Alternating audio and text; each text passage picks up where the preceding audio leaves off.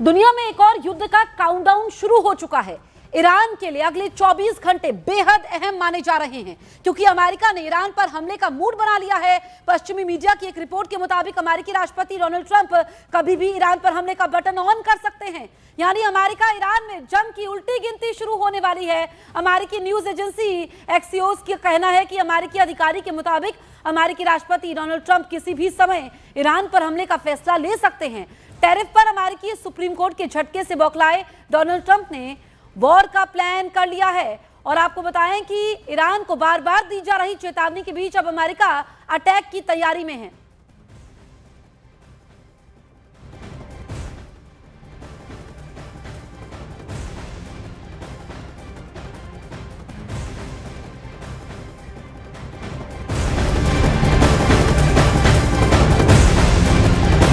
तो कुछ घंटे पहले तक लिमिटेड स्ट्राइक की बात करने वाले ट्रंप अचानक क्यों इतने एग्रेसिव हो गए? ऐसा इसलिए क्योंकि बात अब ऑल आउट अटैक तक आ पहुंच गई है। क्या ईरान पर सीधे अटैक की तैयारी के पीछे टैरिफ के मोर्चे पर कोर्ट से मिली मात भी बड़ी वजह बनी है? इस रिपोर्ट के जरिए आप समझिए।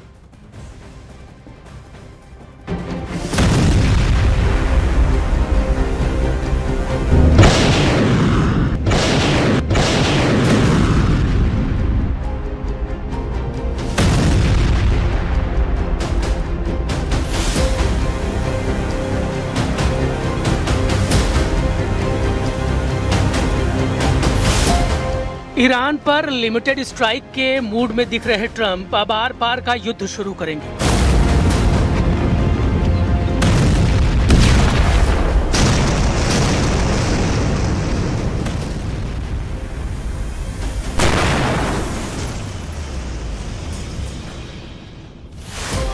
एक ऐसा युद्ध जिसका सिर्फ 3 मकसद है: ईरान में तख्तापलट, ईरान के एटम बमों को बर्बाद करना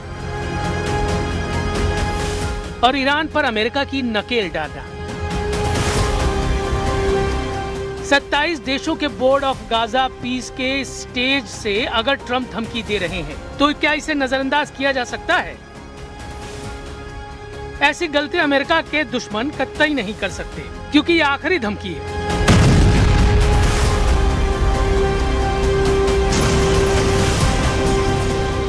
ट्रंप ये बात 1000 बार कह चुके हैं कि ईरान को सरेंडर करना होगा, ईरान को एटमी अड्डों को बंद करना होगा, ईरान के पास कोई चॉइस नहीं है।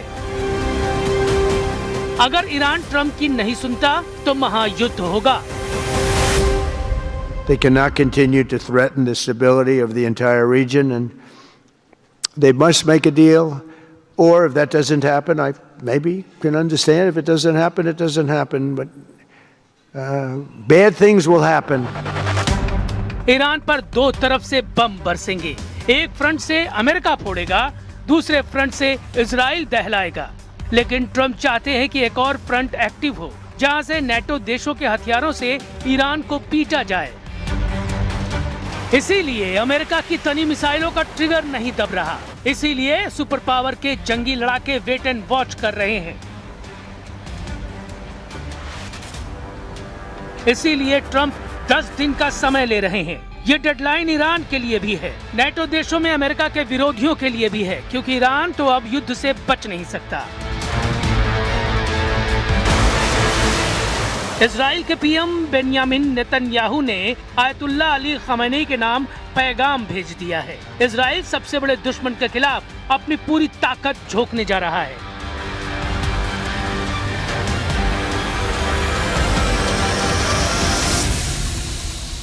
ודבר אחד בטוח, אם האייתולות יטעו ויתקפו אותנו, הם יחוו תגובה שהם אפילו לא יכולים לעלות।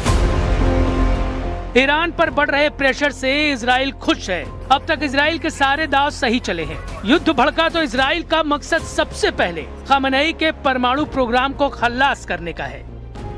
लेकिन ट्रंप ईरान में तख्तापलट तक हमलों के मूड में है।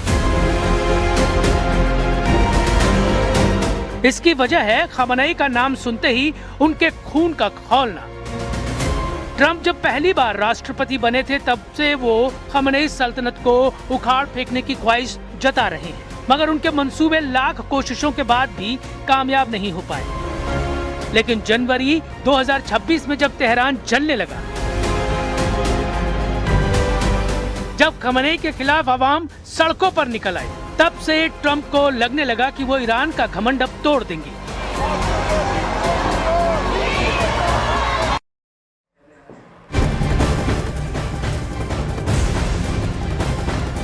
यानी साफ है कि अब आमने सामने की जंग की नौबत आ चुकी है। इसकी वजह है ईरान के सुप्रीम कमांडर खामेनेई का सरेंडर से साफ इनकार करना। खामेनेई के तेवर ने ट्रंप को इस कदर बौखला दिया है कि अब न सिर्फ ईरान पर बल्कि सीधे ईरान के सुप्रीम कमांडर को ही खत्म करने की प्लानिंग करने लगे। बड़ी खबर यह है कि ट्रंप के सीधे टारगेट पर कोई और नहीं बल्कि ईरान के सर्वोच्च नेता खामेनेई थे। बड़ा खुलासा यह हुआ है कि खामेनेई और उनके बेटे के मर्डर का प्लान तैयार किया गया था, जिसको अमल में लाने के लिए सिर्फ ट्रंप के एक ग्रीन सिग्नल का इंतजार था।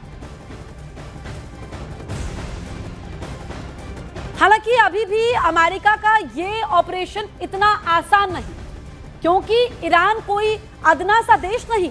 ईरान की अपनी हस्ती है, ईरान की अपनी सेना है, ईरान के पास अमेरिका से लड़ने का जज्बा है।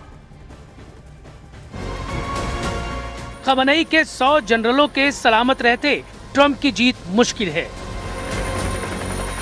इनमें कई जनरलों के नाम भी किसी को नहीं पता, लेकिन जिन टॉप 5 जनरलों को ट्रंप का टारगेट माना जा रहा है, उनके नाम जान लीजिए। खमेनी के सेनापति कहे जाने वाले जनरल मोहम्मद पकपौर ट्रंप की हिट लिस्ट में टॉप पर हैं। पकपौर इस समय इस्लामिक रेवोल्यूशनरी गार्ड कॉर्प्स के कमांडर इन चीफ हैं। दूसरे नंबर पर ईरान की मिलिट्री के commander in chief Aamir Hatami माने जाते हैं। ट्रंप का तीसरा टारगेट अब्दुल रहीम मुसावी है। ईरान की तीनों सेनाओं के चीफ ऑफ स्टाफ मौसी ने 2025 में चार्ज संभाला था। इसके बाद जैसा बड़ा ओहदा उस पर उतना बड़ा खतरा है। जैसे IRGC एयरोस्पेस फोर्स के कमांडर माजिद मुसावी अमेरिका के टारगेट पर हैं। रेवोल्यूशनरी गार्ड के खुफिया विंग के कमांडर माजिद खादेमी को अमेरिका रेडार पर ले चुका है। मुमकिन है ईरान के टॉप जनरलों का सफाया अमेरिका और इजराइल के खुफिया एजेंट ज्वाइंट ऑपरेशन में करे, जैसे कि 2025 में युद्ध के वक्त हुआ था। तब इजराइल ने ईरान के 2 और कमांडरों को मारने का दावा किया था। इसमें एक कुद्दुस फोर्स के कमांडर सईद इजादी थे। सईद इजादी की हत्या ईरान के क्रूम शहर में की गई थी। एक अपार्टमेंट में इजराइल की एयरफोर्स ने बम से उड़ाकर इजादी का अंत किया। वहीं ईरान में IRGC के कमांडर बेनहम शरियारी को बेमौत मारा गया था। कमांडर शरियारी के पास हिजबुल्लाह, हमास और हुथी को मदद पहुंचाने की जिम्मेदारी थी। खमेनी के जनरलों के साथ अमेरिका इजराइल सीक्रेट अड्डों पर तहलका मचाना शुरू कर सकते हैं। PM नेतन्याहू ने जानकारी दी कि इजराइल के दुश्मन फिर से सिर उठाने लगे हैं। कट्टर लड़ाकों को ईरान ने युद्ध में उतार दिया है। ईरान की रणनीति इजराइल को लड़ाका फोर्स से युद्ध में उलझाने की है, जिससे अमेरिका युद्ध में अकेला पड़ जाए। लेकिन नेतन्याहू गारंटी दे रहे हैं कि उनके पास ईरान के वॉर प्लान का तोड़ है।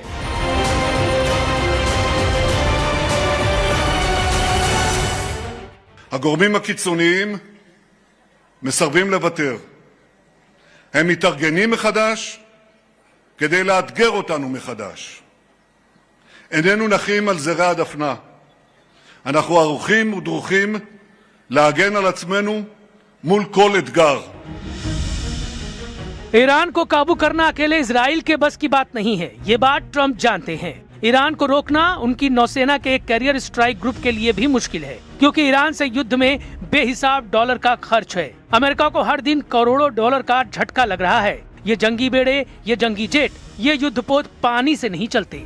इनके एक दिन का खर्च इतना है कि सुनकर सिर चकरा जाता है। द न्यूज इंटरनेशनल की रिपोर्ट के मुताबिक अमेरिका के एक बैटल ग्रुप कैरियर का वॉर जोन में महीने का खर्च करीब 750 मिलियन डॉलर है। रुपए में खर्च करीब 6000 करोड़ रुपए के पार पहुंच जाता है। एक दिन का हिसाब लगाने पर एक कैरियर बैटल ग्रुप की तैनाती पर 25 मिलियन का खर्च आता है। ट्रंप के जंगी जहाजों का खर्च भी चौंकाने वाला है। जिस B-2 की ट्रंप धौस जमाते हैं, उसकी एक राउंड फ्लाइट पर 1 से 2 मिलियन डॉलर फूंक दिए जाते हैं। अगर B-2 बम वर्षक ने बमबारी भी की तो यह खर्च 4 गुना ज्यादा हो जाता है, क्योंकि B-2 जिस GBU-57 बम का धमाका करता है, वो एक बम 40 से 50 करोड़ रुपए का होता है। B-2 बमवर्षकों से एक बार हमला इतना महंगा पड़ता है कि ट्रंप भी उसका दुखड़ा रो चुके हैं।